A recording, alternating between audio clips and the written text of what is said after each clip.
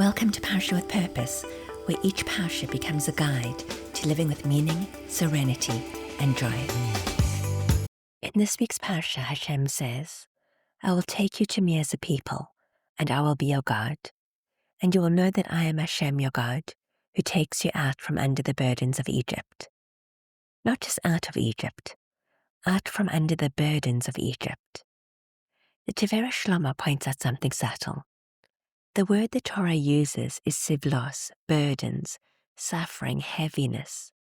And he notices how close that word is to another Hebrew word, savlanus, patience.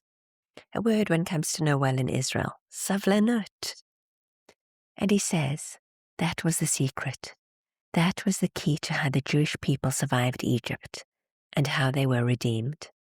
Not because they understood what was happening, not because it felt fair, but because they believed it wasn't random. They believed that what they were living through, however painful, however confusing, was not meaningless, that it was part of something larger, that it came from Hashem, and that belief gave them the strength to endure. Because when suffering feels arbitrary, it breaks a person. But when a person can say, I don't understand this, but I believe it is not purposeless, something inside them steadies. The Vaera writes it in one simple line.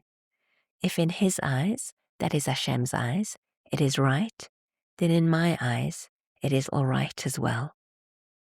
There's a story in the Gemara about Hillel that reflects this kind of inner steadiness. He was once walking home and heard screams coming from the direction of his house, and he calmly said, I'm confident those screams are not coming from my home. At first glance, that sounds like I have such trust in Hashem that I know that it's not coming from my home. But that's not a Jewish view, because that's not what bitachon means. Bitachon does not mean that everything will turn out the way I hope. It doesn't mean nothing painful will happen. It doesn't mean no bad news will ever arrive. Bitachon means whatever does happen, I believe is ultimately for my good, even if I cannot understand how. So when Hillel said those words, he didn't necessarily mean nothing was wrong in his house. Something could have gone wrong, but he trusted that whatever it was, his family would not collapse into panic because they'd been taught this way of seeing. Not numbness, not denial, but steadiness. He taught them how to carry reality without being crushed by it. And that too is savlanus. Interestingly, Hillel expressed the same view in another place as well. At the Pesach Seder, we eat matzah and we eat maror, redemption and bitterness, freedom and pain.